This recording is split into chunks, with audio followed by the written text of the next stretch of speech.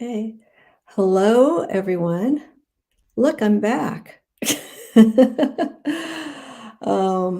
those who are slowly coming in, thank you for joining and for watching. My name's Amy, the Mystic Rose Tarot. And depending on which side of the screen you're looking at, to my left or right, I have Teressena and Martien. I forgot to even ask, Bakens or Bakens? Bakens. Yep, Bakens. Very good.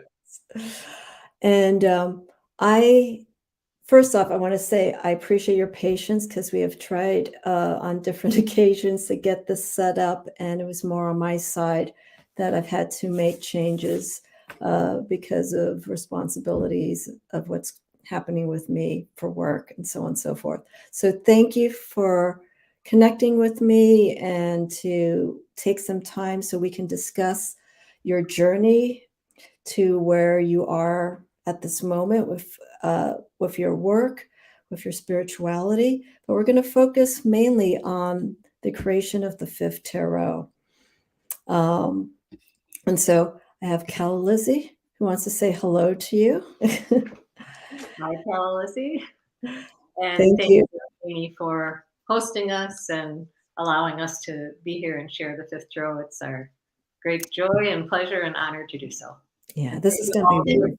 In because we know at any given time there's a lot of choices of things you can do. So we appreciate you connecting.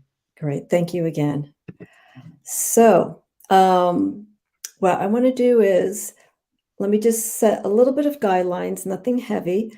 So for those who are coming in, if you have any questions, please put them in capital letters. If you have a question for Teressena and Martin, put them in caps so that it could be brought to my attention, and then I can highlight it on the screen so that people can see.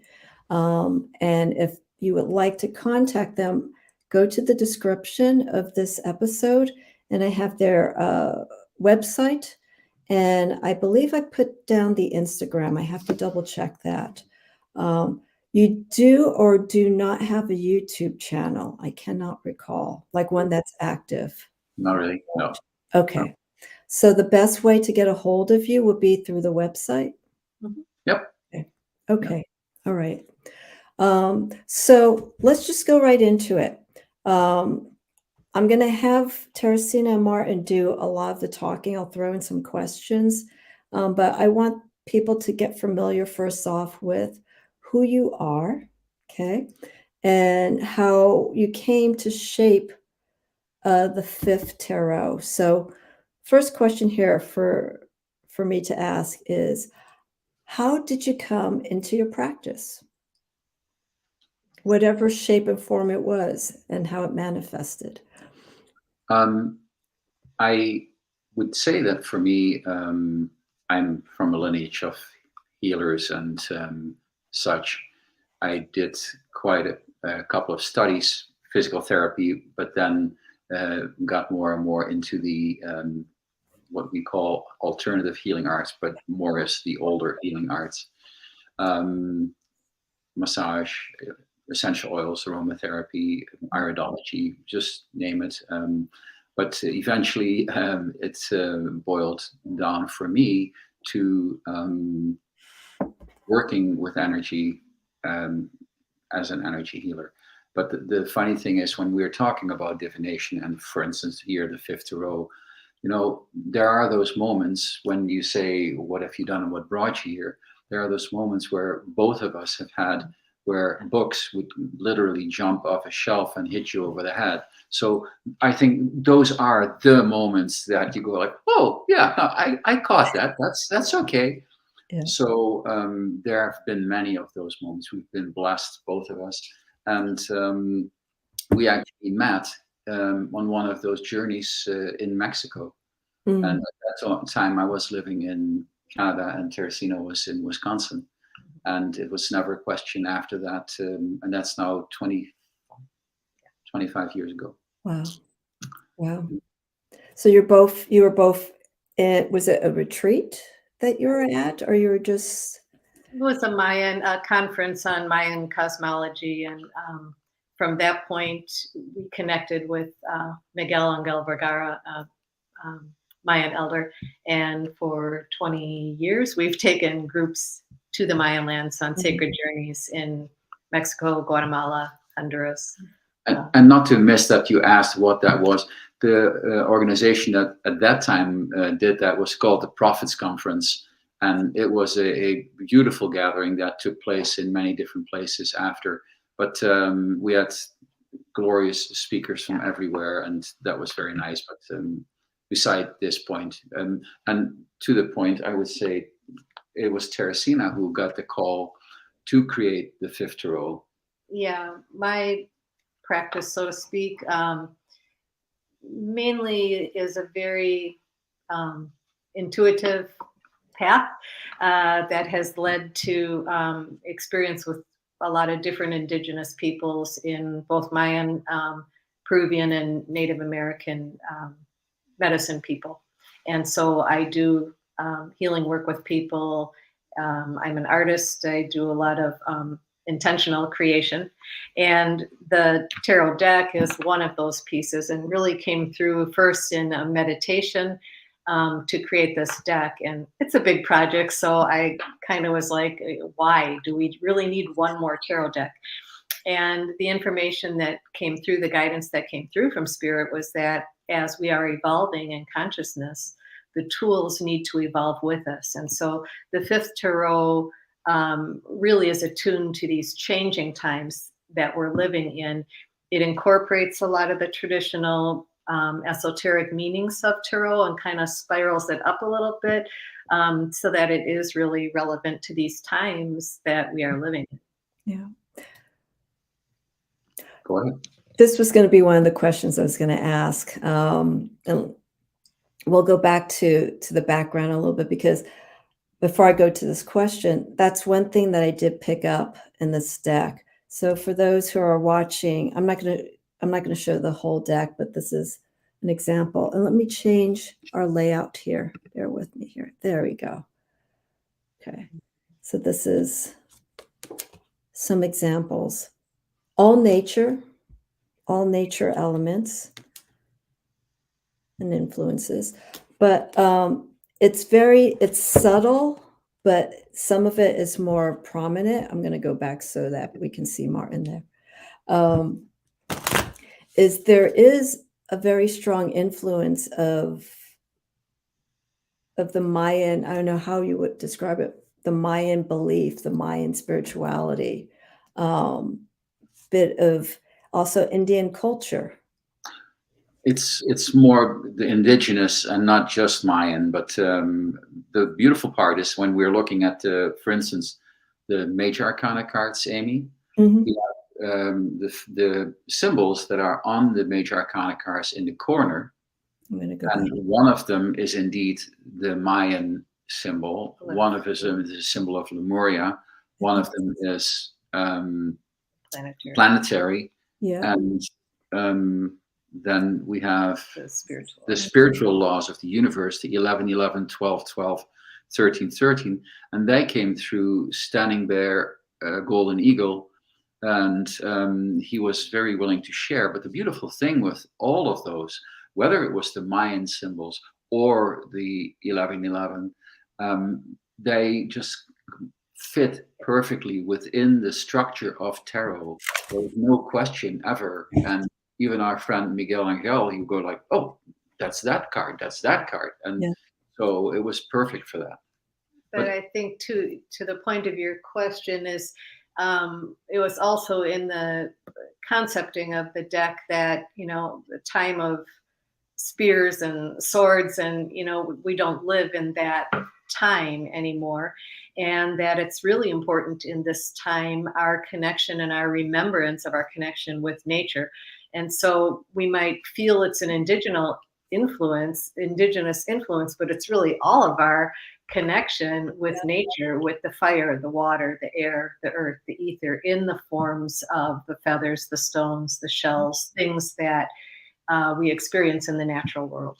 Teressena oftentimes says, nature can really speak for herself very confidently and well. and then it's open to interpretation, and that's fine. But again, nature does sometimes speak in very certain terms, and we just saw images of that from a friend out of Arkansas where we have lived. And then there are some upheavals, and then people sometimes go, oh, I better listen to this one. Yeah. You know, the not so subtle tarot cards, I would say. Yeah. It's interesting because last year, and I know I shared this with you, I had signs, I had epiphanies, I had all these things that I really couldn't deny that it was time to make a change. And so I think it's really important for everyone that when you see these signs, it could be signs that changes are coming to you and you'll know that, or just that changes are going around in the environment that you need to be aware of. You need to be mindful of that. And so it's very important. Hey, Nancy. Nancy's a dear soul here. Thank you for coming in, Nancy. Hello, Nancy. And I feel with the fifth tarot, decks that go really into the depths of the soul of the individual can really help and awaken and understand why these signs are happening. Or maybe not so much why, but just to accept and to work with what's happening around you, to go with the flow, to keep it moving, to be open. It's beautiful you bring that in. For we've spoken to that nature. The 5 suits that are in this deck are, of course, earth, water, fire, air, and ether. And ether is that soul aspect that was prior not separate represented in the cards. We definitely see and know that, of course, we have the pentagram that people are familiar with, but why we chose the back of the card, which is called the quincunx, and it's also called a knot, a Celtic knot. But that image has been represented all around the world, not just in the Celtic background. You see it in Tibet, you see it in many different spaces. But that is oneness coming from source. Yeah. And it's also these 4 elements on the outside being brought together in an alchemy by the soul aspect, which is the ether. Yeah. Ether is not something you can touch, necessarily feel, but it moves and flows through everything. Yeah. Yeah, the consciousness or prana, what holds everything together, what connects everything. Yeah. Through the ethers. Through the ethers, chi, yeah. Yeah. There's in the book that I have here, this is the nice book. Buy this book because it goes into really great detail of the deck. It's explained with more information how this is formed in the connection, just like the way Martin explained it. There's more detail and explanation, like how it's all moving, but you also bring in geometric shape, which is also natural. And let me get to that question anyhow, since I have it here. We know nature is made up of all forms and all shapes. We have the Fibonacci, right? The constant, the Nautilus, that's the word I'm trying to think of. The fractals, when you see things that are being programmed digitally, everything is has a curve, has a shape. How did you come to that concept of fractals and all this kind of natural forms and incorporating it into the deck? Because you do have images that incorporate this. Well, most of for those that are watching, as a couple of co-creators of the deck here, I primarily did all of the artwork. Martin wrote the book that comes with it. So I'll speak to the imagery. Please. Most of the imagery came through meditations, through dreams, or through ceremony. And so when you ask about the sacred geometries, they came in that form. It wasn't like a thought process. Oh, I think I'll put this in there. Yeah. And one of the images that I'd like to show as you talk about geometries is in the Justice card, where you see the Fibonacci Yeah. spiral, but you're seeing the curved proportion, and then you see the angular. Could you bring it in closer, Teressena? That's, I think, as close as I can bring it in. Okay.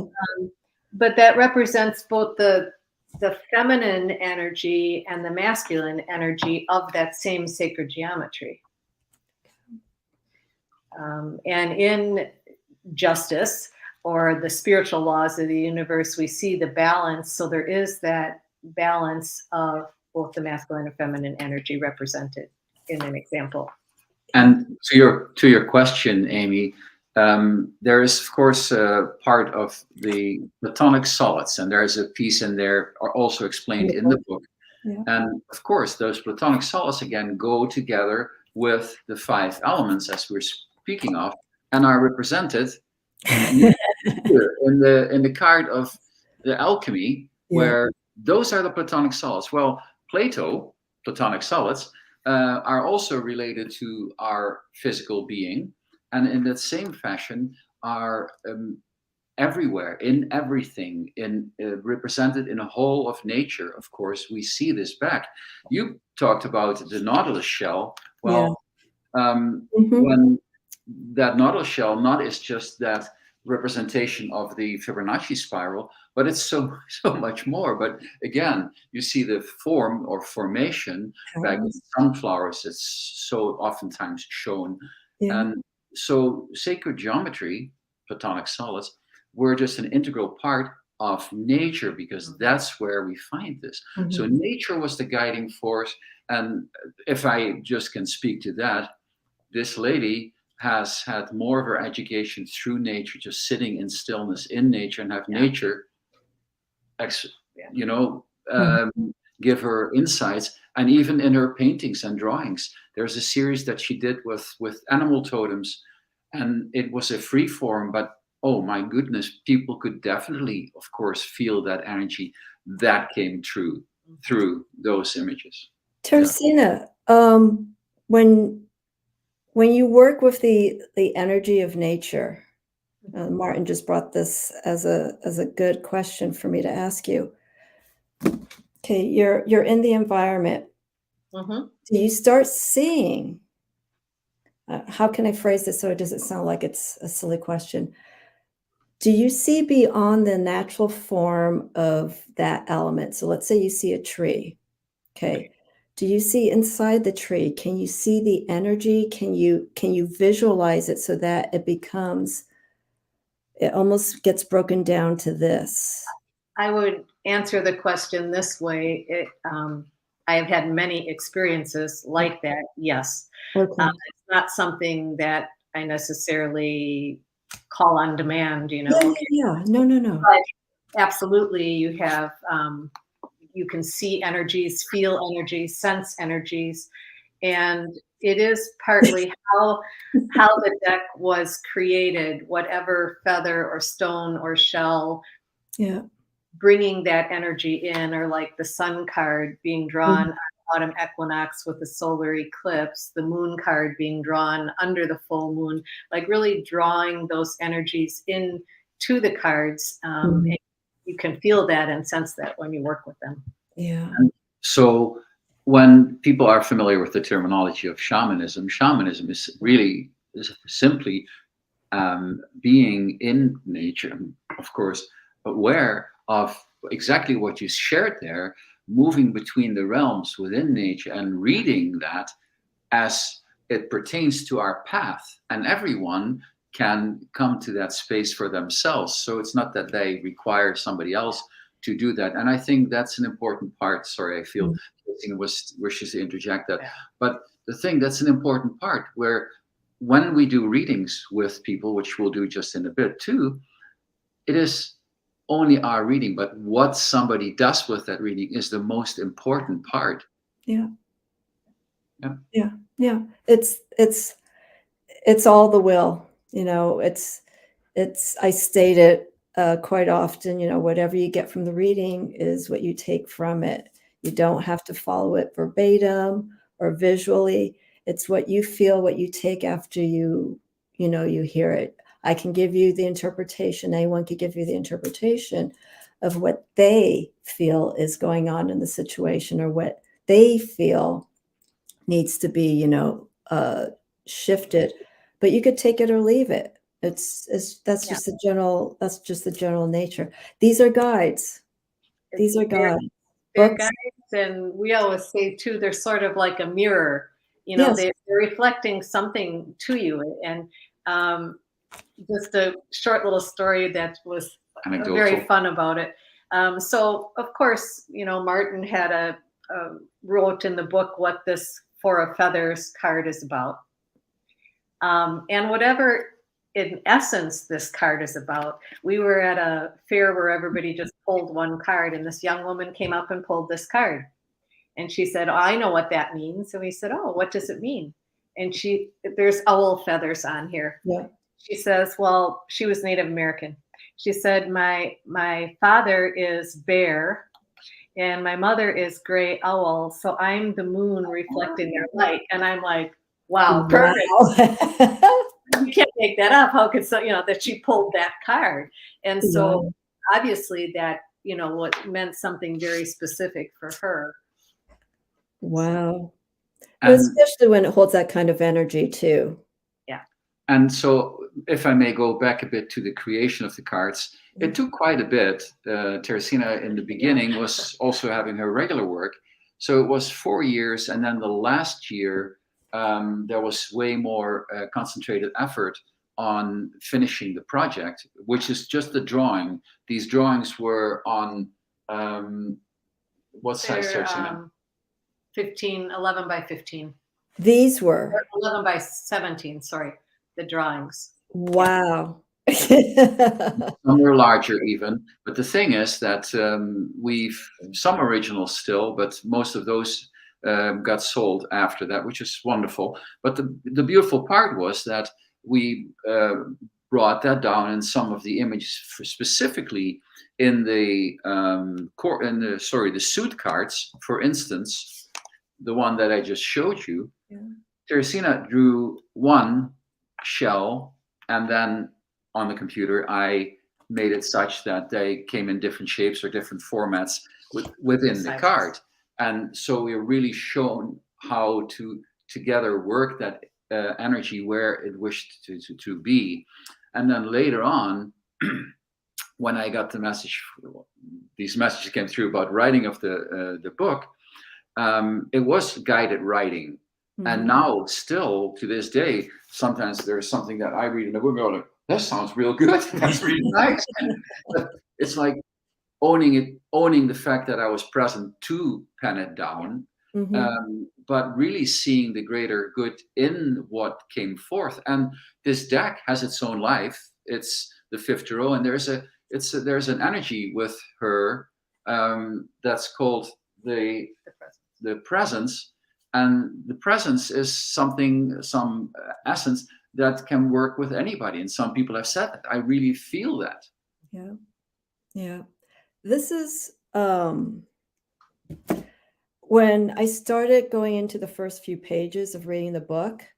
You made a comment in it, and I think this, and you've already stated it, both of you. This deck is the evolution of the soul's journey. It's like but I feel it goes not so much on the external. This is all the shifts that are going on inside. So this is stuff that, externally, this is, we're in this room, we're in our space, but it's at that moment, at that instant, what's going on inside? Because there are things subconsciously that are going on right at this moment that we're picking up on. It's energy, it's words, it's visual, it's how we're feeling, our body temperatures. All of that is affecting us right at this minute.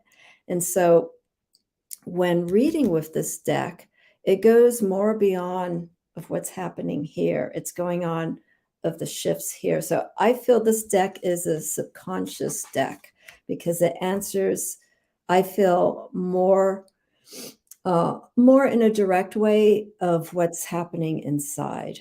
I don't know if that makes sense or not, but I feel this deck for me um, pulls more into the internal part of the soul than the Well, external. I think that um, when we approach life holistically, and with the 5 elements, it represents our physical, mental, emotional, spiritual, and soul body. And so we might be experiencing a health issue on a physical level. Yeah. But what are how are our thoughts influencing that? How are our emotions influencing that? What's the spiritual aspect that's asking for our attention? What is the soul purpose or meaning? And so I think this deck lends itself to look more completely, more holistically at those aspects. Right. Yeah, it's definitely. Yeah. Amy, you gotta listen to this one. Yeah, Right. here's so Oh, everybody, sorry, but Okay. this is a um, good one. so we were invited to Taiwan to share the 5th Tarot with a group of people there, and they had us actually speak to a group of psychiatric workers. And then we had a smaller meeting workshop with, I don't know, 20 people or so. And we were explaining about the tarot, and they're all nodding, yes, yes. And they said, well, we can see now how this is a very spiritual deck, a very soul connected deck. But okay, I have clients with sexual dysfunction. How do you use these cards? And it was really amazing. We did a very organic spread addressing an issue, a hypothetical issue, Yeah. and the cards. I mean, it you can address pretty much anything with a deck of cards, um, and in the interconnectedness, finding that deeper meaning, whether you call it subconscious or higher conscious or just Mhm. interdimensional. I Right. think particularly with the Lotus element, we talk about more the gifts that people are tapping into now are more multisensory experiences that people are having. And so, again, like we said, it makes it relevant. So, in that relevance, in what you just brought forth, Amy, and you're so correct in that, there is an elevated stance in that soul part within these cards. But the beautiful part is, you know, each and every one of us, wherever we are on the planet, we have the view through our eyes of the world. And the beautiful thing, for instance, in China, Zhongguo, the sign for China, and I say they're the land of the middle, but it's that word, it's like because we have the experiences from our soul essence. And you said it before, when we have that experience and we can bring that to stillness and Mhm. say, okay, where am I now? What is this feeling? And where is the energy for me now? And the beautiful part in it, for instance, in the alchemy spread in the back of the book, where we have several spreads represented, in the alchemy spread, you have a card that denotes your center, a major arcana card. Yeah. And so then you have these other cards surrounding it. Yeah. But the cards are separated in their suits. So, in my mind area, in the area of the mind, this is the card, the energy that I have to work with. In the aspect of my physical being, this is the card that's the energy that is being shown. Yeah. So it's very functional, giving us a guideline as to the energies that we are working with at that moment in time.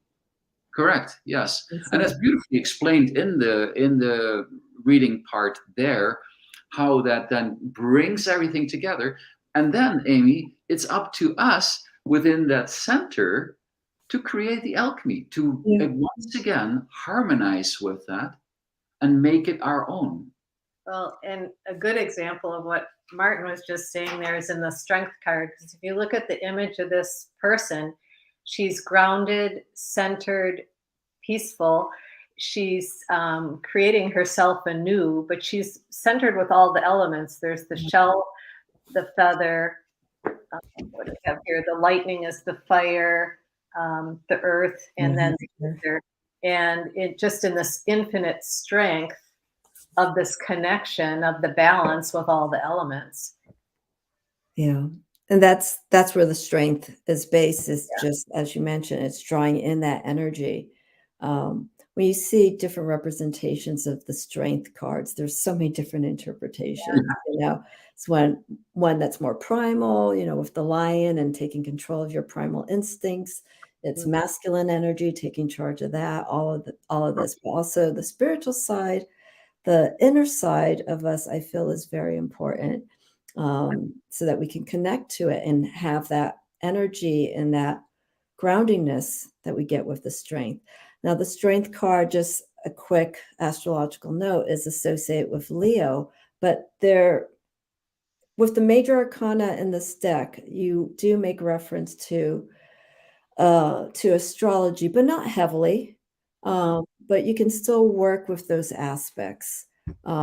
When going through the deck, I feel I can use more of the astrological aspects, just primarily with the major arcana. I think the other suits, just me personally, would be kind of hard for me to read astrologically because they are so nature bound. And the court cards, I did a video this week where I explored reading only with the major arcana and the court cards, not the minor arcana, because those are two different forms of archetypes. But I feel that there's a way that you can still communicate those these two different roles, and you can still get messages and guidance from one and the other. You sure can. Yep. I want to ask, let's talk a little bit about the court cards. So the court cards have a creative aspect. We have the 4 stages. We have seeker. We have the apprentice. We have the elementer. I'm missing one here. Seeker, initiate. The initiate. Seeker, initiate, apprentice, elementor. Order. And so when it came to creating the court cards, sorry if you hear my kitty. Hold on one second. I'm gonna just mute myself for a second. Could you elaborate on the way that the court cards were developed? And I'm just gonna mute myself for a minute. Okay. So the court cards are positioned a little bit differently in this deck. Sometimes in traditional decks, they're interpreted like a person of this is going to come into your life. But what we felt with the court cards is that they, your suit cards are kind of your day-to-day understanding of that particular element. And in the court cards, it's really a progression of a deepening of understanding and embodiment of that suit. So for example, we're just going to look through the water element. Here's the seeker of shells. The seeker is someone who is on a quest, on a journey, going deeper in that particular element. In this case, the water, which is our intuition, a feminine receptive energy, our emotions. And so she's testing the water with her fin, and she's willing to drink the water in. There's a shell she's drinking the water from. So when the student's ready, the teacher appears, we go through some type of an initiation, the initiate. So here she's now stepping into the water. She's holding the shell to receive that information. And when we go through an initiation, there's some gift or new insight that you receive from the initiation, and then you put it into practice, you become the apprentice. And so here, now she's actually seeing her reflection in the water. Oh, she's not testing the water or stepping in. She sees, I am the water. Yeah. And so now she is the apprentice. She's putting into practice, embodying the water till she becomes the water in the elementor, the mentor of that element, the embodiment of that element. And so the court cards really, I feel, are very strong in this deck as a tool for transformation and for really deepening your understanding of yourself. And in this deck specifically also, it is almost a cyclical Yeah. way, a path. Because even when one has this card, the Elementer, which is a name that came for us and to us for this specific purpose, it is beautiful when you have that card of the Elementer. You can look at it with the eyes of the seeker, Yeah, of a new person experiencing that. For it is when, in other words, when somebody is quote unquote a master, that they stop listening to what somebody else is saying because, oh, you're just a no. That is the opportunity for us to step beyond and to cycle anything, any knowledge beyond what is done before and has gone before. And that's why I want to bring in the major arcana to discuss with the court cards exclusively, because with the major arcana we have these very strong energy forces, archetypes. I feel like maybe they've gone through the whole journey of the court cards, the major arcana, and they are complete. The major arcana, all of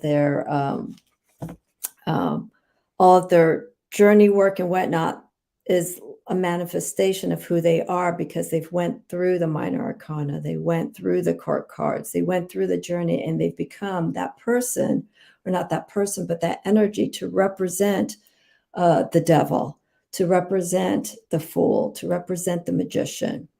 They've been manifested, they've been transformed to be in that role because they've gone through this journey. And so that's why I feel there's an interesting relationship, me personally, between the major arcana and the court cards. Well, and I think your major arcana are these kind of primordial archetypal energies that are resources within ourselves as well. You want to do that one? No, go ahead. Okay. Why don't you do that one first? Then So, you mentioned the devil card, and in our deck, it's there is no such shadow. Yeah. And here's the shadow. And we've had many occasions where we did a gathering, and the beautiful part of that is that we had people come to us later on, and they said, I have a background in religion, and I was always told that the tarot is this or that. And this deck has no such thing of fear, because also the devil card was not in that deck.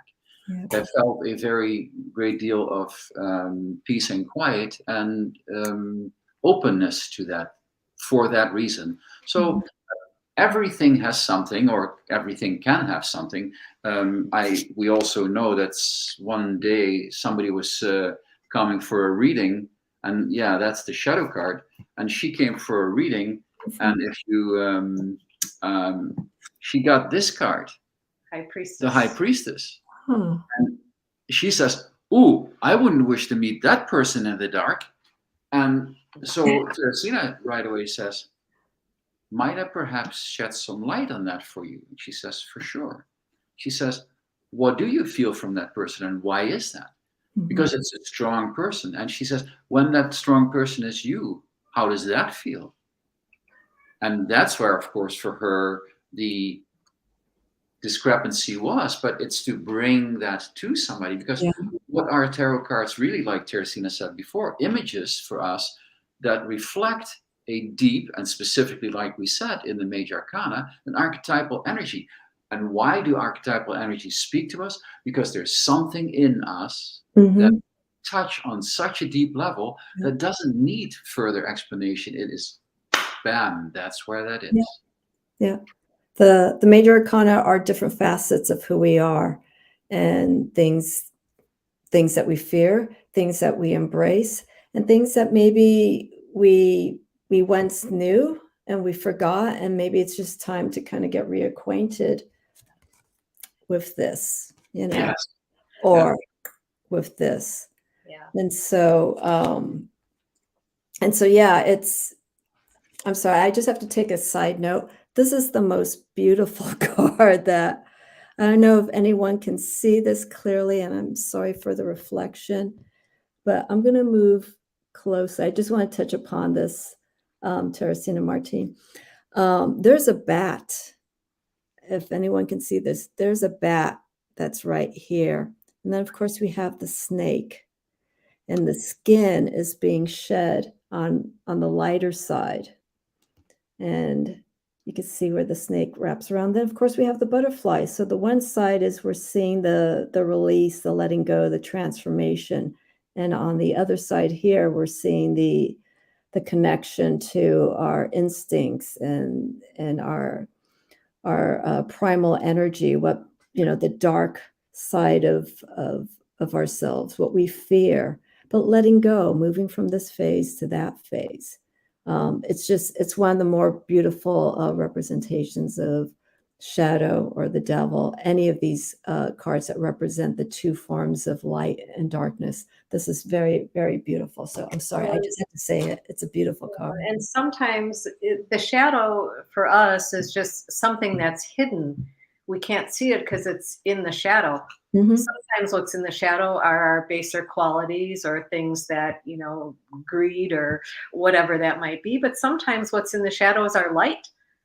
Yeah, And you needs have to to be find brought it. out. It's what we fear. Sometimes Yeah. people fear their gift, their light. And so it's just You can see it. bringing it out from the shadow to be seen. You can see it wonderfully in the valley, right? You're in the valley, around Sedona. We had this thing, of course, occur. And in the morning, this side of the valley is in the sun, and this is in the shade. And in the evening, it's the other way around. Yeah. It's the same. It's the same valley. Yeah. And so for us The too, light. we are still the same. Yeah. But the beautiful part with the shadow card, and that you tipped on that, is that people see, okay, it's kind of hard for people to recognize or identify with the devil within themselves, because that's such a stigmatized word, Word. and it sure is. But when it's about our shadow side or our light and our dark, the thing, again, and here it's very, very important and thus very beautiful to shed some light on that. Mhm. Darkness is just that, darkness. It's not just, so people say, oh, it's the absence of light. But there's more to darkness. There's so much depth in Mystery darkness, and magic. mystery and magic, Yeah. and growth. The murkiness of the rich soil from which everything stems that grows, the seeds that sprout from that. Mhm. Power, raw power. So much is in that. And to not look at that, simply really look at that, Mhm. instead of having a gut reaction to draw back and go, yeah, let's not go there. Yeah. So there is more of an invitation with the aspect also of that. But sorry, I got to draw that back to the bat and the serpent, because in the whole aspect of these primordial energies, the one that does it so well with the serpent, when a serpent sheds its skin, have we ever seen a serpent crawl back into that old skin? No, of course not.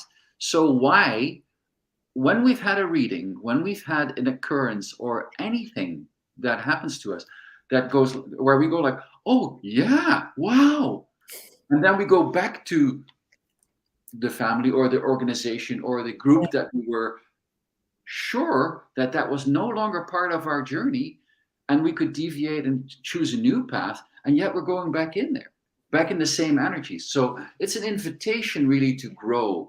The whole of tarot, but as such, these things are invitations to grow and step beyond.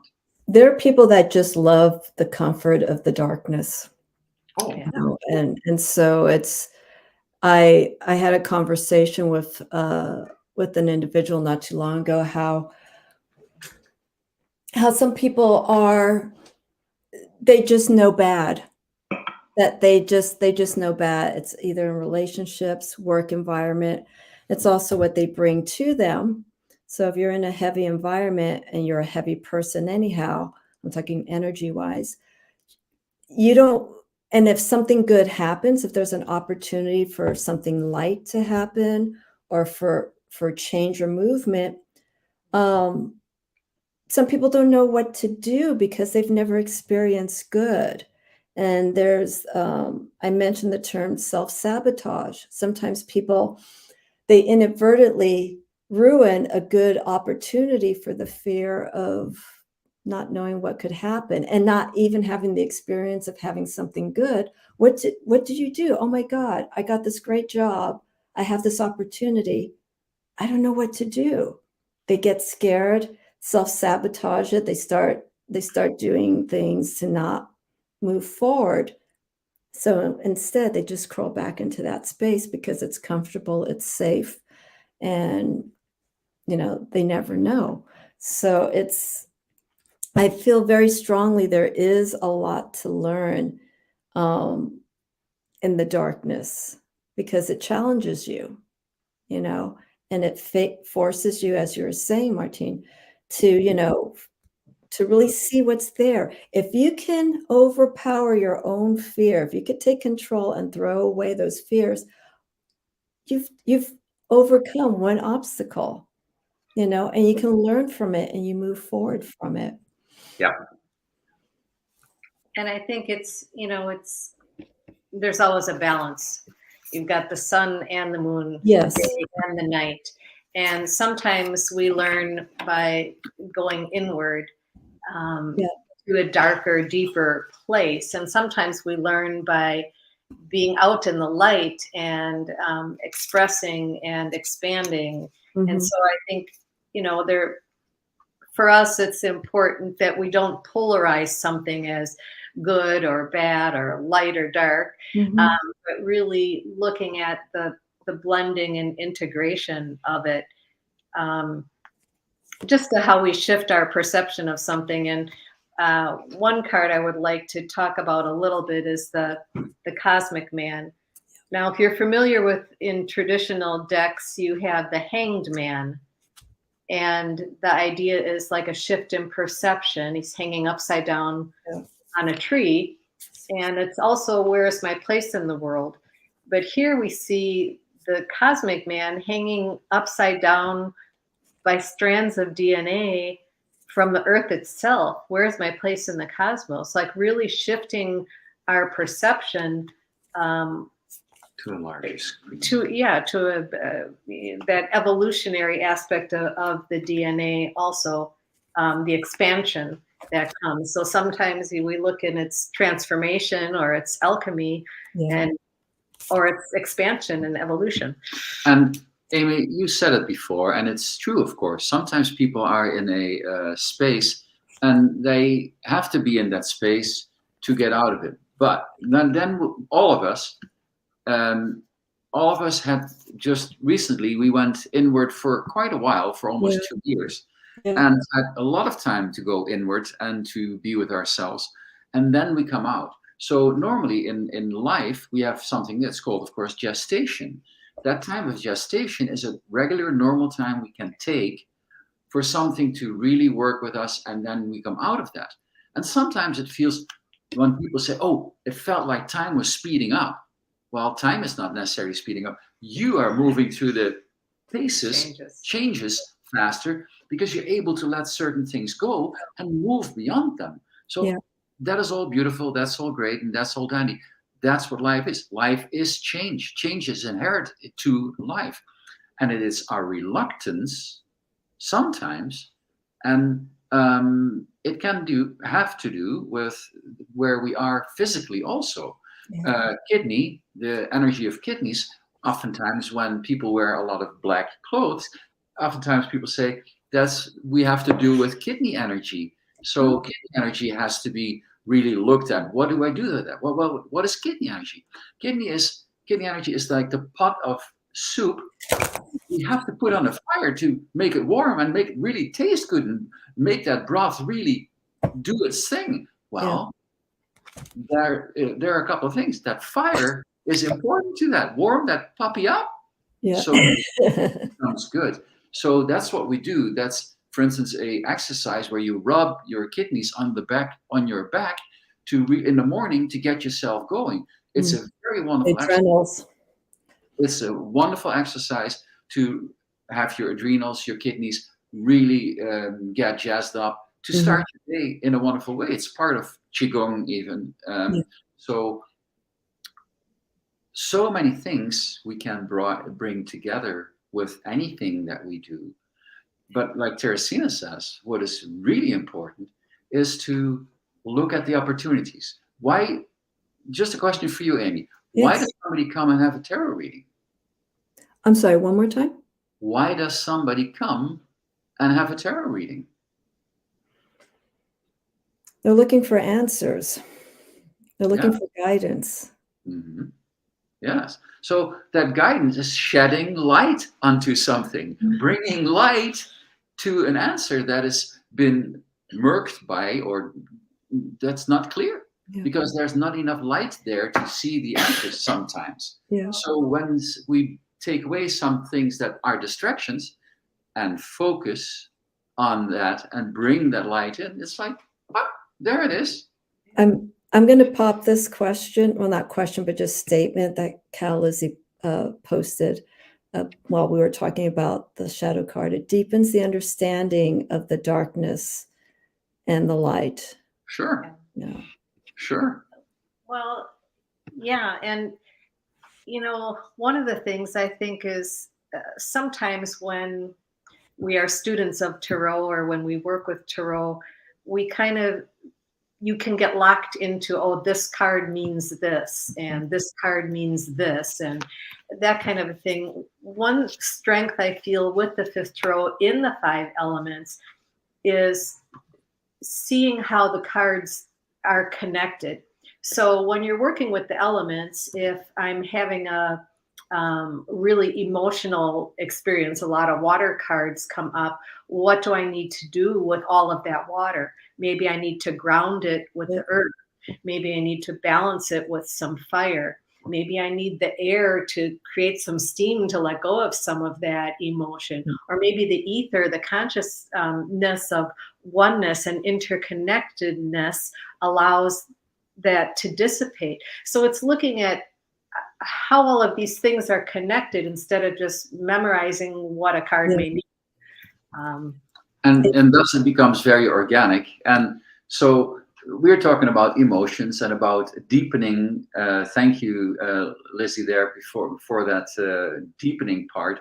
So here I was, Teressena had drawn this card, and here I'm going to write about this card. Well, the moment I'm sitting down with this, there is a hummingbird that flies into our patio window and You're saying this. croaks, dies right there.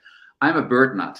I had a hard time doing anything for 4 days. In that 4 days, I had that deepening that Lizzie was speaking about. I had that really going inside to come up with the aspect of the joy that the hummingbird has, but also, for instance, I talked about that with you. A Valkyrie was known to give their life for the greater good in the flash of light and all of that good stuff.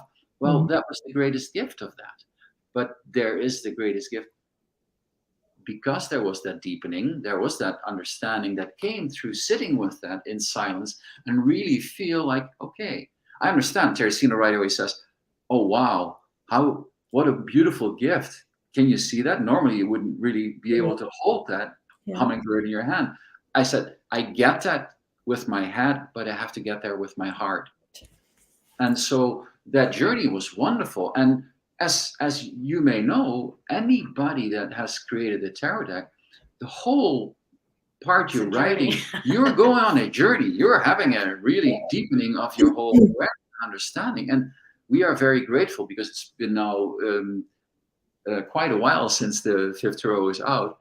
And yet it continues to bear fruit in that way for many people. So we're very grateful. This is a deck that won't tire. This is a deck that you can always return to. It doesn't have an age to it. It's not contemporary. It's not traditional. And that's what I mean that this deck won't age. It will always be there. And I think it's really important when it comes to working with decks that, you find that deck. You find a deck that you feel that you will go back to. You may, there'll be a time where I'll put this away, and it's because my energy is focusing in a different direction, but you'll still know that there's something about this deck that you need to hold on to. It's a healing deck. And it's one of these decks. I have the Dreams of Gaia, which is a deck that I like to go to for healing as well. It's a deck that I haven't worked with in a while, but I'm not going to get rid of it because there's energy in there that feels very nurturing for me, and that's what this deck is. And I think that's the key word to find when it comes to looking for decks. Is this deck nurturing for you? Think about it. We got the pretty images. We got something that you can relate to, or reminds you of this or that, but does it nurture you? And I think that's something important when it comes to finding, any deck to work with, because that nurturing deck is a deck that you want to keep. That's what I feel. I want to ask, I know we're coming up to our time here. Let me stop here for a minute. I know people are slowly coming in. For those who watching and listening, do you have any questions for Teressena and Martien that you would like to ask? Because I'm gonna keep them with me here for just another 30-40 minutes, and then we're going to spend the last 15 minutes of our discussion. We're each going to pull a card, and we're going to do a collective reading. No question asked. We're just going to see generally what's, where the environment is, energy is. They are in France. Excuse me. They are in France. I'm in the Pacific Northwest. So we're going to big hug over to you. So we have a big pond between us. So we're going to spend the last 15 minutes doing a reading like that. So if you have any questions, please let us know. And I will highlight it so that they can see it. So start thinking about your questions.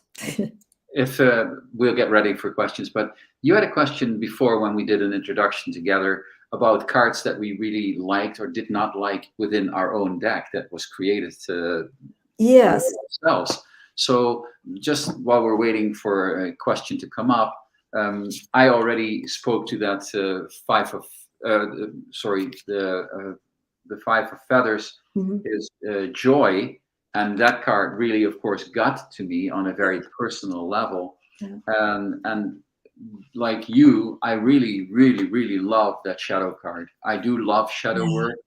And I do love shadow work. My best work for myself, I do at night, in the middle of the night when it's dark in the house. That's just a thing that has happened many, many times. And I have recognized that. So the shadow card is definitely a favorite of mine. Is there a card that I like less? And we talked about that. It's actually the Chariot for me.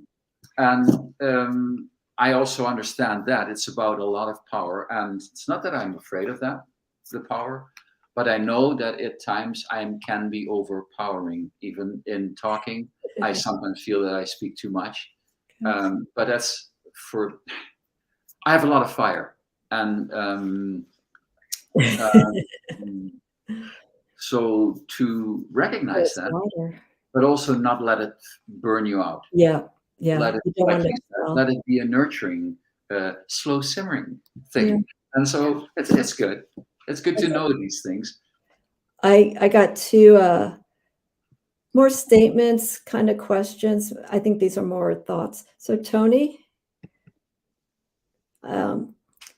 She puts here, nurture air signs may need something to keep them exploring and learning. I guess that's nurturing the mental needs.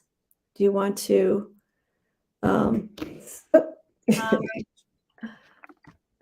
Well,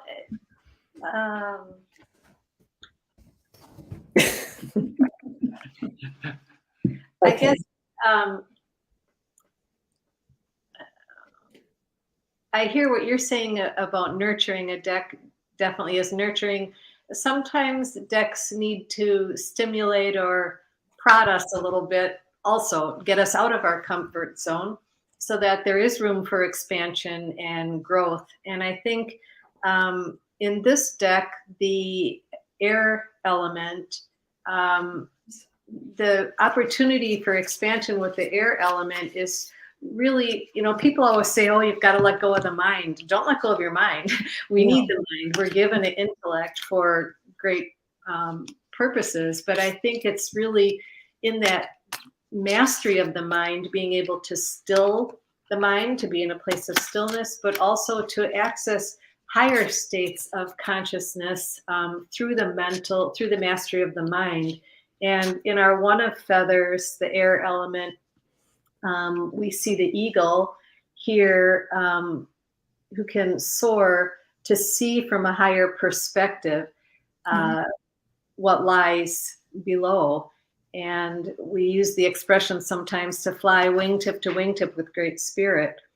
And so higher intellect, not letting our egoic mind or our monkey mind or the chatter in the mind govern us, but to really aspire to the higher intellect and the divine mind. Okay. We started with the one where in other decks sometimes they're used as aces, but in every one in these decks, there is the wholeness of the gift that is there presented. Well, so you have that eagle sitting here, but then the leading up into that spiritual aspect also of our mind giving us a clue as to where that may go. And to get there, you have to look at it. You have to also physically be present to that and look at it. And what Teressena before said, like, don't let go of the mind. The mind is a very valuable tool. Come on, we've given one to use it. Yeah. But I think that's a really good question about nurturing of the mind. This card is, again, an air element, the feathers, 3 of feathers, and it's peace. Now, sometimes we think peace is a feeling, isn't peace, shouldn't that be in the emotional suit? But we have it in the mental body because it's a state of mind, peace of mind. Yeah. And we can nurture ourselves through peace of mind. Another one is truth.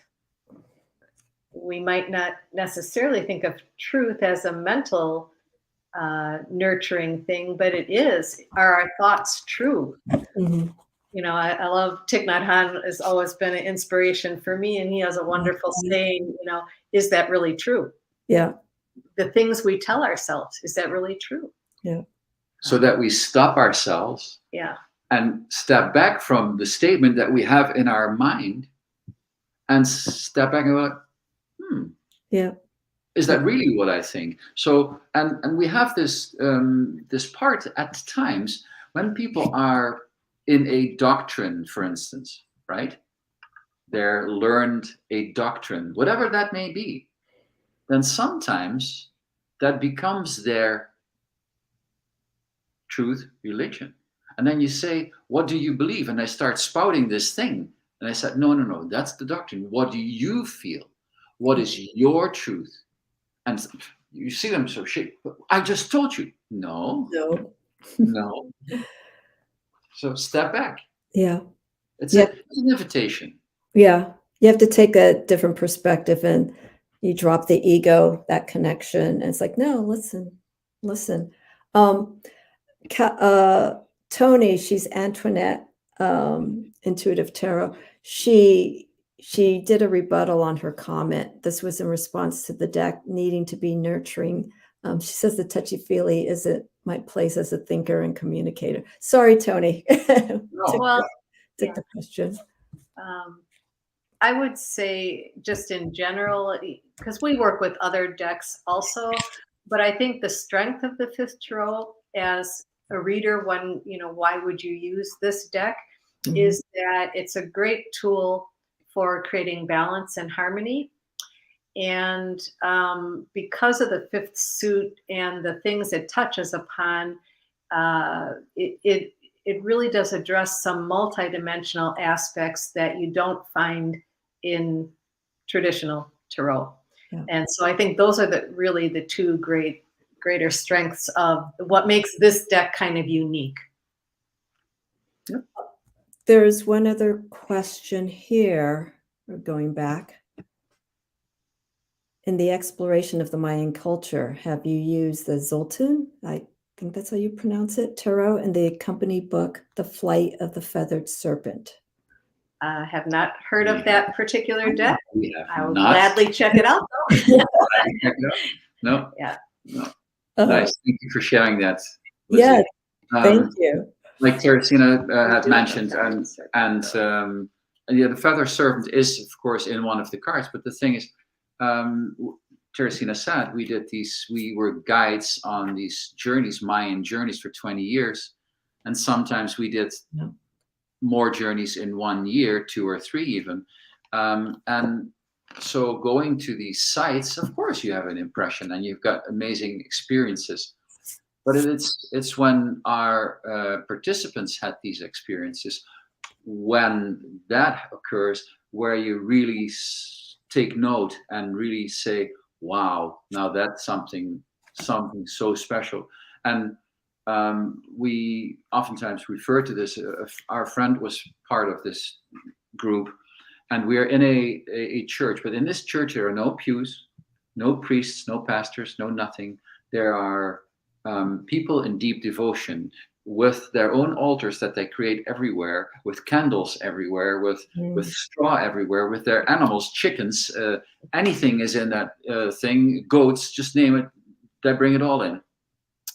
But we're sitting in a circle, and we're having this prayer and meditation time, and our friend is hit with this astounding beam of light. And it was just hitting her. Nobody else in the group got that beam of light. And for that woman, that moment has stayed with her forever and ever. And when she attempted to explain it in the beginning, she goes like, she was like, I said, what happened? She goes, well, I mean, there were, and it we got it. And then later because some things are beyond, we say when you're in the place of the soul, you're speechless. It's beyond words. Yeah. It's hard to explain something, you just know it. Yeah. So. But the thing was that later on, much later on, she says, I always had doubts of the truth of the spiritual aspect of God, divine light, all of those things. Whatever you want to call it. Whatever you want to call it. She says, I have no doubt any longer. She was hit with that amazing certainty, enlightenment that hit just her. And I mean, when you are witness to that, and that's the thing I feel, and if I may say that also, we, with the tarot, and sometimes as tarot readers for sure, it's more important to be a witness to somebody's journey and be a gentle guide. And yeah, sometimes you may be a more forceful hand in that, but never to create a path for somebody. For that is a very dangerous place to be. Yeah. Oftentimes people have a tunnel vision, and the most beautiful thing we can be part of is to allow that tunnel to erode to become a sphere and clearly an opening, an invitation to experience life in a way that they have never done or not done before, never. So for that purpose, we have a major arcana card, which when that major arcana card comes, often people go like, whoa, I don't want that. Which one are we? The Tower. Oh, I thought you had it on the side.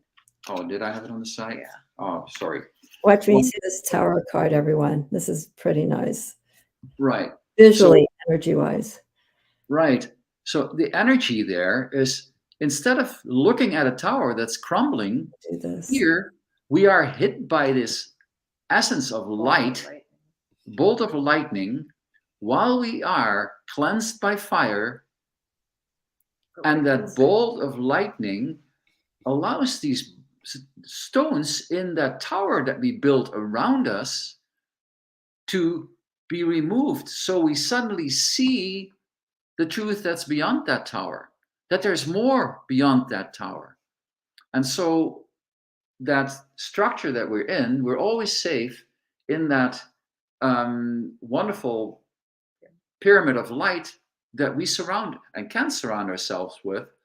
And so this tower has a multitude of beautiful energies there, but it's very, of course, it's a very potent card, the Tower card.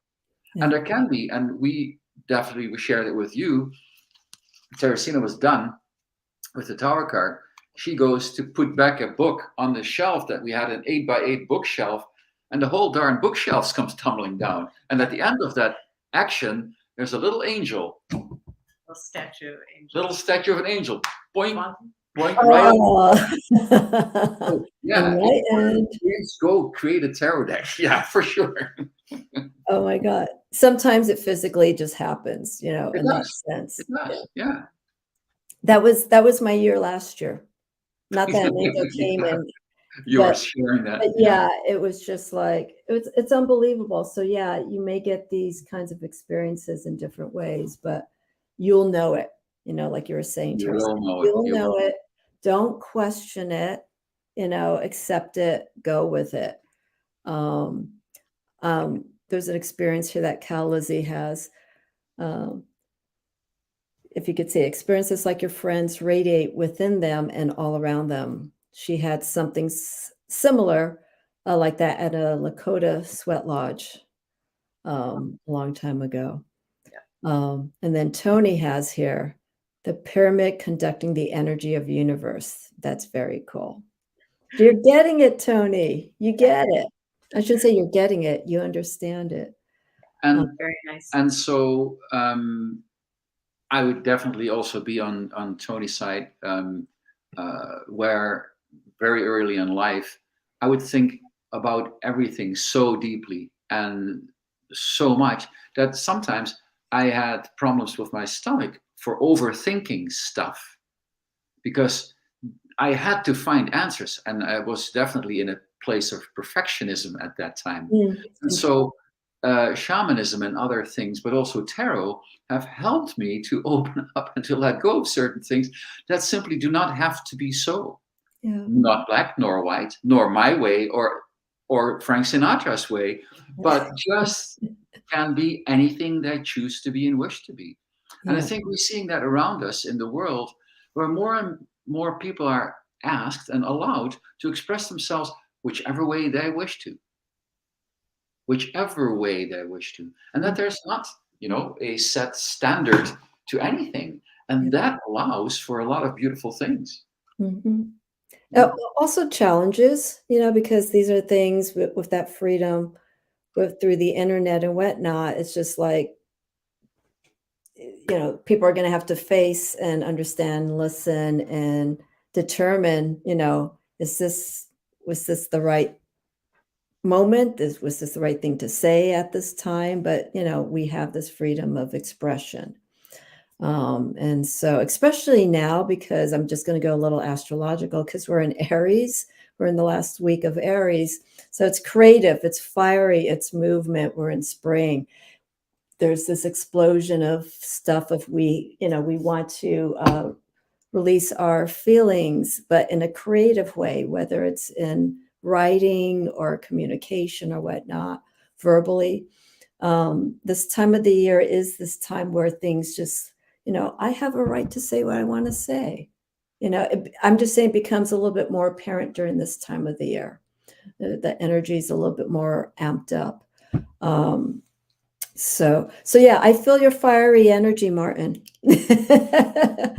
And you're getting red right now. So I love that. I was sitting back out of the light, but whatever. I think I let that go to getting red. No, no. Hey, it is, we express. Okay. Yes. There's no judgment. Okay, so we're getting into our last 15 minutes. I want to ask one question. Yes. And let's see what happens. I think you may have answered it earlier, but I'm gonna state it in this way. You first wrote the book and created the deck in 2008. Am I correct? Okay. So we are now in 2023. Okay. we have gone through many changes. Okay, you touched lightly upon this. What do you feel right now versus when you first created this deck? In other words, where do you feel this deck can be of service to people at this moment from the time of the perspective that this deck was created in 2008? Because we were different beings back then and we're different beings now. It was pre-2012 when we created the deck, and so there was a lot of our thoughts around the turning, of the grand cycle of time. And now we are in, 12 years into this new age, new era that we are all creating together. And so I think initially probably looked at the deck in terms of as a personal tool for balance and harmony in our life. And I feel now we are all creating this new era moving forward for humanity. And I think that the cards can be of assistance in looking at that bigger picture of the collective, how each of us are contributing and participating.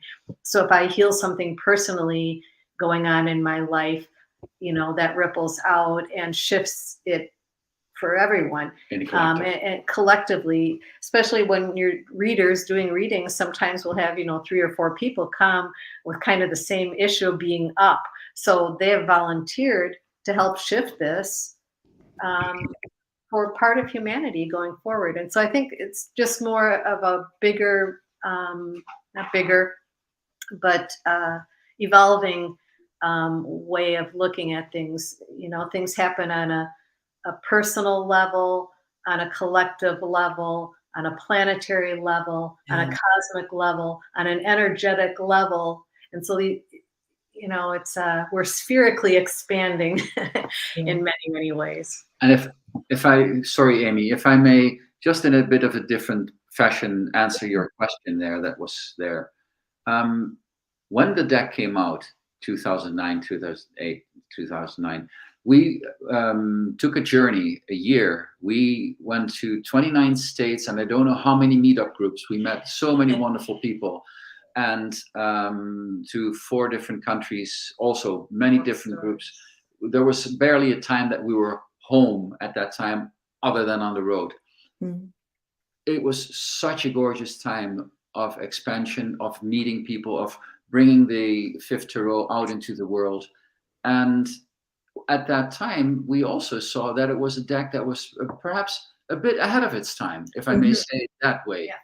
And so now, in that specific deck question, it's grown into its maturity, and it's really valid at this moment in time, where many shifts can occur and people can be brought together, down back into a harmonious space within themselves in whatever's going on around us. Yeah. So that is, I guess, a bit of a different perspective or answer to that. But yeah. There are some comments here, and I'm going to pose this question here in a moment from Tony. We have the eclipse coming up this week, and so I think quite a few of us who are connected in that sense with those forms of energy will be feeling a lot happening. I believe it's on so it's when we move into Taurus, and it's going to take place on Thursday, April 20th of this week. And we won't be getting it here in North America. But when it comes to a time when there's eclipses, how would you approach using this deck during the energy? Just use it.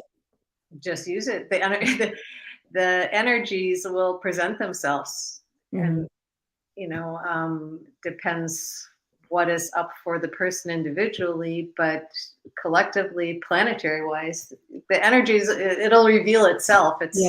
But specific to your question, Amy, when somebody has that question that day, What is it today? Yeah. Question.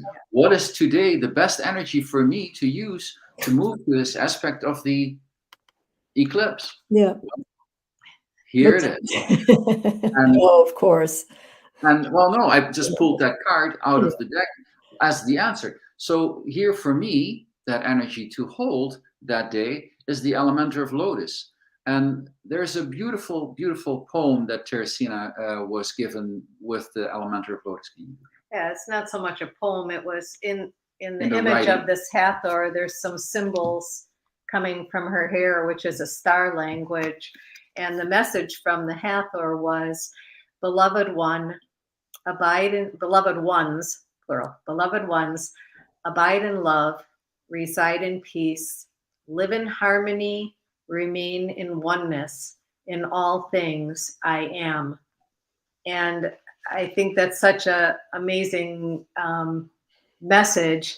Yeah. When you're resonating with any of those components, you're where you need to be. Exactly. Yeah.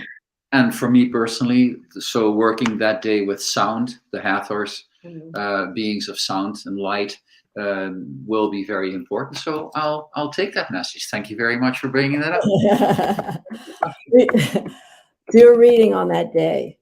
Let's see what happens. The reason why I asked you that, I know maybe it wasn't the appropriate question to ask, but I just feel this deck has it has something very hidden. There's some messages in here. That's what I'm thinking. It's like, do you think this deck will bring up something here during any time of an eclipse? And yeah, of course it will. It's just because of the nature of this deck. It feels like it's so like it will hold the key to quite a few things if you really are open to learning and understanding its message. But on a day like that, I figure it'd be pretty unique. One last question here. Thanks, Cal, Lizzie. Appreciate that. Okay, so Tony says, would you change anything in the deck moving forward into the next 20 years? No pressure. Well, thanks, Tony. You want to answer? Okay. Please. What I feel at the moment, it's hard to look forward to 20 years, but I think the fifth row has a purpose to serve, and we birthed it, and now it has a life of its own, and it's moving along.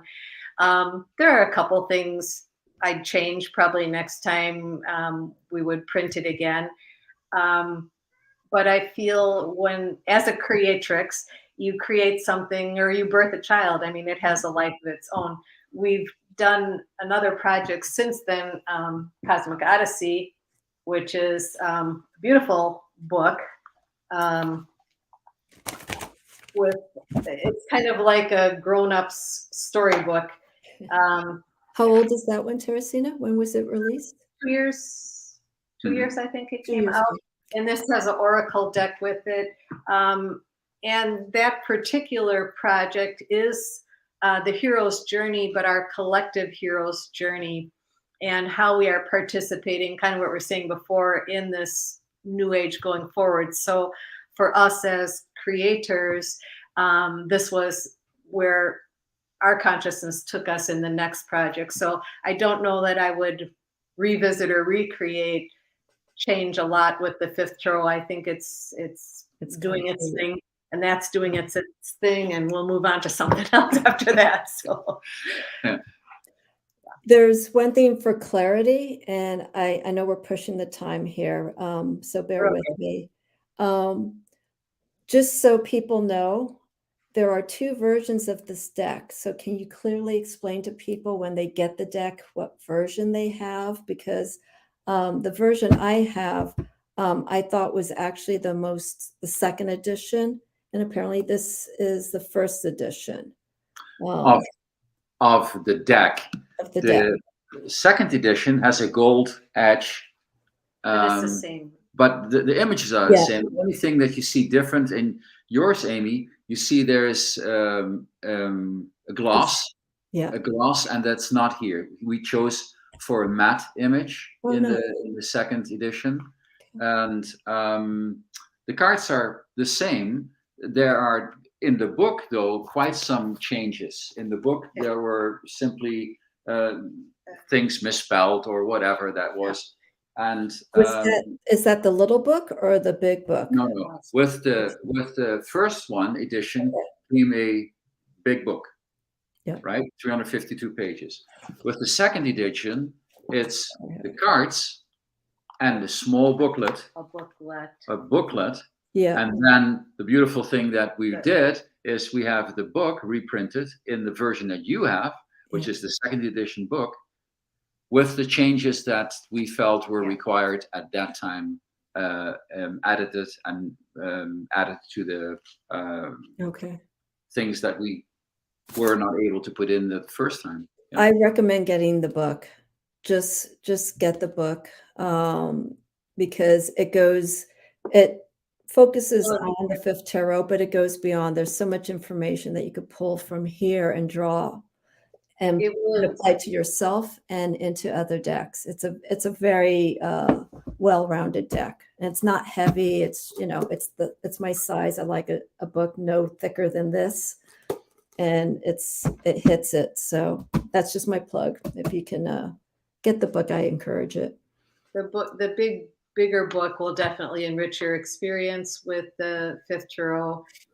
Goes a lot more in depth, and the introductions provide a good overview for the whole deck, and then you can do card by card as you choose. And then there are appendices, and in the appendices, there are clearly the relationships to other decks, clearly the relationships to all the symbols, and everything that you require to understand this deck. And like in that year when we met so many people, we would come and there would be people that had, I don't know how many sticky notes in a leather bound version of the book. And we go like, holy smokes, we're so inadequate to come here. Look at this. You got it down. Written. It's well written. It's not overheady. It's not overly emotional or anything like that. It's balanced. And one thing I wanted to point out too is the description here, because I just turned to this. The descriptions are pretty straightforward. So here's alchemy. It goes into more or less the history, so quote unquote, the history of the meaning of alchemy in many different forms. Then we have the actual divinatory meaning interpretation of this card. I'll show here. Whoops. See, there we go. There's divinatory meaning. And it's like no more than 3 to 4 pages. And I think that's all you need. And the beauty in this too is that there are ways that you can apply, because they also, Teressena made mention, I believe at the beginning, they have an essential oil set that you can buy and work with the decks. And I love essential oils. And so she makes reference, or the book makes reference to some of the oils that are specific for each card. Also exercises, stretches that you can do to maybe work with these energies in a different way. For the alchemy, the oil blend that she has here, that's written here, is the alchemy blend, and there's bergamot, rosewood, palmarosa, and vanilla. Martin is the essential oil man. He's the alchemist of the essential oil. And all this is on the website, and if you have any questions, you can go directly to the website. Please reach out to Teressena and Martien as you've been watching. They are wonderful, down-to-earth, lighthearted spirits. They're just here to, share their craft and their message, and that's why I wanted to bring them on, because they're very simple. They're not complex. There's no attitude or ego. They're just who they are. Well, and so did I overtalk it too much? You want to interject? Because I know I love it. They are kind of our mantra. The last year has been leading a simple life. So living simply, and then simply living. Yeah. So it's info at the fifth. Right, we are. info@fifthrow.com is just info, info, I'm at going to type it in. fifthrow.com. That's where you can reach us. Also email. We are very accessible that way. We'll respond right away. So yeah, no problem with that. It's www, because I'm doing it off the top of my head, thefifthtarot.com. That's Yeah, it. that's it. Alrighty. And really quick, and then we'll pull these cards. Anything that you want to share? Do you have any workshops or anything that you can recommend to viewers when they watch this, that they can get to know more about you and your work? Is there anything you have coming up? You know, we're living in such an interesting time, and there's so much beautiful out there. If they wish to connect, of course, we love that. But the thing is, like you mentioned it before, whatever gives that spark in your life, whatever is life-giving, do that. Go do that with the fullness of your every breath. And for the rest, we are here too, doing the same thing. Yeah. We're doing the same thing. We just wrapped up teaching a medicine wheel class and doing a book study with Cosmic Odyssey. We're going to take a hiatus for the summer, and then we'll start up some things again in the fall. And we do offer personal retreats. But if you're interested and you'd like to get our newsletter, which will tell events coming up, you can subscribe to the newsletter through the website. Mm-hmm. And really specifically, you're asking, and we are in France. And one of the things that we do, we have personal retreats where it's not just tarot readings, where it's working with people to really still the mind, to come to peace.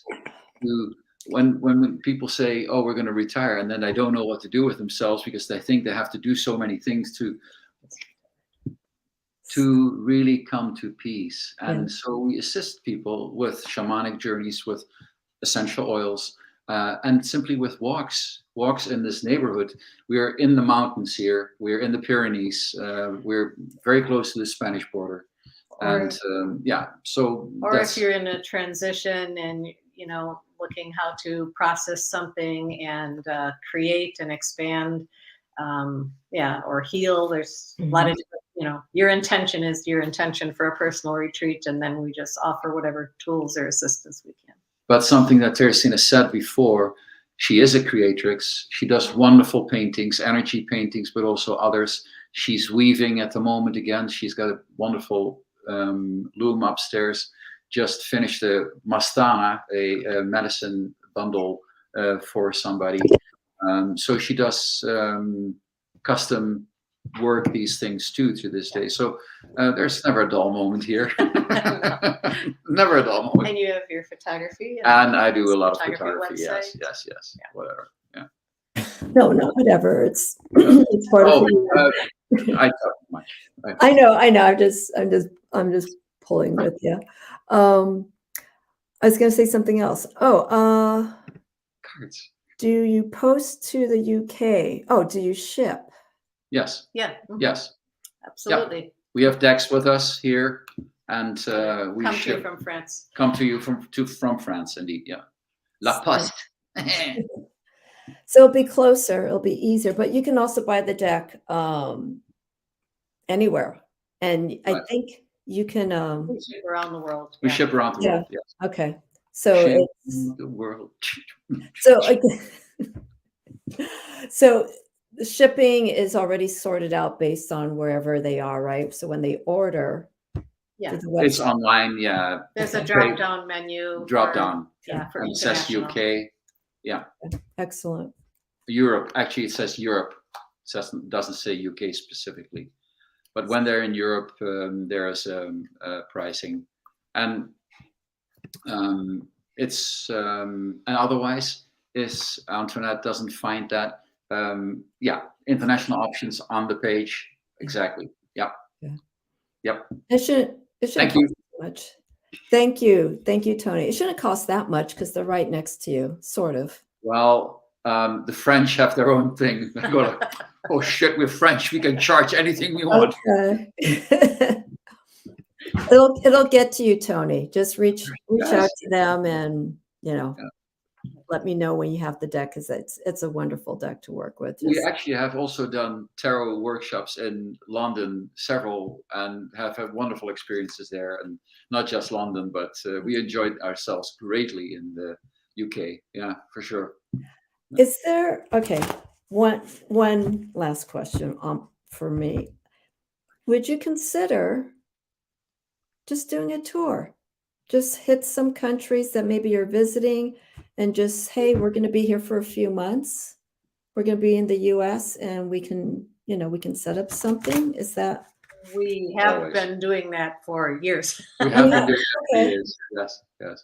Okay? And, 'Cause I and saw so you we're always open. We're always open to invitations and to express and explore things. Always. Okay. In a short while, in a month, we're going to Morocco. We're going to Spain again. Yep, we're always on the move. I want to suggest I'll contact the people of Newts, the Northwest Tarot Symposium. Yeah, Yeah. we've worked with them. We've worked Okay. with that. But they're now under someone else has taken over. Okay. And Teressena, they are based in Texas. Really? So yeah, so I'll send you an email. They're going to be in Portland. Hint, hint. They're going to be in Portland in September, late September. Are you and Martin maybe available if they offer? Well, sure. Okay. Okay. Yeah, if they're still looking for speakers and things. Like Yeah. that. Yeah. Because I think that would be wonderful. I think you have to well, I'll send you the information and then I'll leave it between you and Martin to decide if it's in the best interest and schedule In the to fall. yes, but I think it would be wonderful to have you at that event for speaking and bring the decks, bring whatever you have. Okay, so we have all this energy, we have all this conversation that we've done. Let's pull some cards, okay? I like Teressena, you blow it in for clearing. Okay, so for those who are watching and may have missed, all three of us, we're going to pick one card. There's no question that we have in mind or anything. We are just going to pull cards and just see what our collective cards, well, what the reading comes about, and then we'll just give the interpretation. Okay, so I've been shuffling quite a bit. So should we do heads or tails, right? Who wants to go first? Go right ahead. Okay. All righty. Ladies first. Let me. And by the way, I know there's some people who, when it comes to decks, they like to have a deck that shuffles nicely. I don't care if a deck is stiff, I'll make it work. I'm not going to not buy a deck because I can't shuffle it. This deck has a nice shuffle to it. It's not too stiff. It's not too soft. I have mild arthritis near my thumbs, and this is a very comfortable deck. So in case you want to know. All right, so.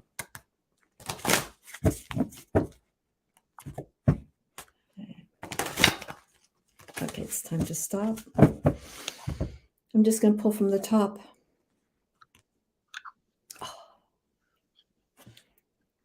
Okay. We won't do the reading yet. We'll just show the card. Okay. We got the Magician. All right. Let's see what we got. The card I drew is called the Eight of Shells Detachment. Oh. Okay.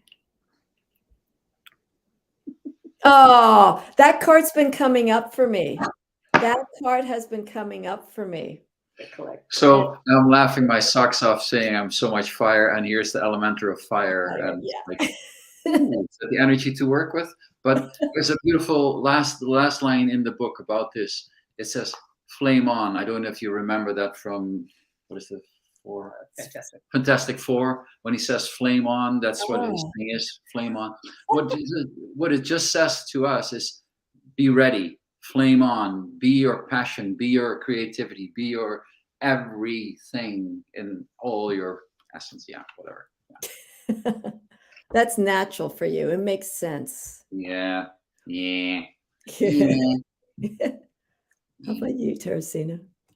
Um, well, when I look at these collectively, for the collective, these three cards, I see us starting with the magician with all the elements. The magician Yeah. has the fire, the water, the air, the earth, the ether, that it's a time of powerful manifestation, Yeah. working magic, creating. And then once you create whatever you're creating, detach from an expected outcome, let it have its life, let it take its own course, and continue to shine your light, to be just your spark of divine light, to fan it to full flame. Yeah.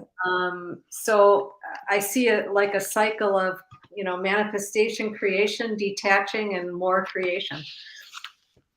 And that's what we see happening anyhow in the magician card. We got that. I just saw the volcano that's erupting. Okay, so there's that release. There's a lot happening in this card, and as Teressena mentioned, we do have uh, the 4 elements or 5 elements taking place here. But it's taking charge and connecting with all of these, understanding the power of the feathers for air, understanding the powers of fire and how to put it to good use. Don't throw it all out there, but put it in a place that you can benefit from. Also, we need the stability. We got the staff here. Yes, thank you. We got the staff here as our guide and keeping us on course. It was the 8 of shells that you had. Yeah. Yeah, the 8 of shells. I feel for me is emotionally being in the moment while all of these sources and all of these energies are working. It's emotionally connecting to all of these because things are forming. The 8s are in the realm of where things have already been shaped, formed, and how we're working with it at that time, what we're doing with it, how we are connecting with it. And the initiate of fire is Elementor. What was it? Elementor. Elementor. I'm so sorry. The elementor of fire is very self-explanatory. It's can you pull the card? Yeah, there you go. It's very phoenix-like. It's the whole completion. It's almost like the magician who takes all of these tools and energies and not forces it, but directs it in such a way that it just is very expansive. It's very powerful. It's very direct in where it wants to go. When you hit the elementer, as Teressena had explained earlier with the court cards, it's someone who has an understanding, and you may not like the word, but it's just the word that's coming to me right now. Can take charge of what's going on and move it in a way so that it can be of benefit to them and to everyone else, and to share that experience, to share that creativity and what you've learned and what you've gained with everyone. You don't want to keep it to yourself. Whatever knowledge you've gained or experience, you want to share it with people so that they can understand what you've gone through, maybe learn from it. So that's what I take from that card, from those cards. It's wonderful you said that, Amy, because charge also is electromagnetically, a charge is also a charge. And taking charge is to have the energy and be able to use it in a proper way. Yeah. And you pulled, I think, one of the most wonderful cards when you are also in the mind. And I think Lizzie was talking about that before. Yes. You can create anything you choose. As the magician, you are the magician, for crying out loud. It's like magic abounds. So go do magic, be magic, and then creative. And then the 8 is also the infinity part, and also a connection to all that is there. And if we see it in a reverse way, in the Tibetan teachings, it's also said if there's anything that you choose to release, detach, that's the name under it, you release it to the divine and place it on the infinity symbol, and it will find its counterpart, and thus it's healing. Thus, we just released it to divine spirit, and then we free ourselves to be whomever we want to be. Let it take shape. Let it take its own form. And I think, fire, Martin was just saying, it's energy, usable energy. It's also fire transforms, and we are in a time of great transformation. The 3 cards together, we have a 1 and an 8, which is a 9. So we're coming to fulfillment, coming into completion and beginning of something, with the Magician as a 1, the total being a 9. So we're cusping something here of something fulfilling and completing and something, and that's where the fire transforms that energy. Yeah, that's another aspect with this deck that's touched upon in the book, is the use of numbers. And I forgot to mention that. So it covers the aspects of the power of all of these numbers from 1 to 10, 0, and how it circles back again, and how you can combine these numbers, like Teressena just did with readings, to add more depth into it. So go out there, everyone. Use the energy of the Magician, the 8 of shells for detachment, and then we have the Elementer of fire. Show what you've created. Be out there, explore, and share it with everyone. Exactly, Cal Lizzie. The fire transforms and creates the new energy expansion. Absolutely. Yeah. And then she appreciates the astrological symbols connected to the cards. And also another thing, there's so much in here, and we'll wrap it up right now. There's also reference to the Tree of Life. So there's a chart of the Tree of Life that's in the back of the book, and there's a breakdown with, I believe, the major arcana only in relation to, right? Or the minor arcana as well. And the Kabbalistic Tree of Life, which has long been associated with Tarot, has the pathways of the major arcana, but then there's 10 sephiras, which connect to the 1 through 10 as well in the sutras. Yeah, I want to show. There we go. Yeah. So that's what I'm saying. The book is well-rounded, and it gives an explanation, very straightforward. So you can use this deck and the book in many different ways. If you want to focus on one aspect, you can. On another, you can. And so that's what I'm saying. Get the book, because you can apply into many different aspects of your practice for tarot, divination, healing, so on and so forth. Okay, Cal Lizzie has one comment for you. Oh. Bargaining deck. A banging deck. And I've got good fun and such. And I wish to thank not only you, Amy, but also, for instance, Rachel Pollock, who's recently, of course, gone from us. Yes. And we were blessed to meet Rachel and other greats, and work with them at several get-togethers. But what an amazing light, what an amazing guide for tarot. And not only for tarot, she did so many wonderful things. Yeah. And so I wish to just honor that. Okay, thank you. Yeah, Rachel has had and will continue have a great influence. Absolutely. It's wonderful to have this, because when time comes and the life moves into the next phase, we have the legacy. So we know the spirit, the individual isn't there, but the work, the ideas, the knowledge is always there. So we always remember that. It's very important. Right. And Antoinette said that she just ordered the deck. So Thank you. Then it's going to come to you tomorrow. We're going to go to. And again, if you have any questions for those watching or coming in, please feel free to reach out to Teressena and Martien. As you could see again, I can't say how beautiful their energy is. I look forward to us meeting in person. That would be wonderful, wherever it is. And thank you so much, everyone, for your participation, your energy, your light, and keep shining. Keep shining. Namaste. Thank you, everyone.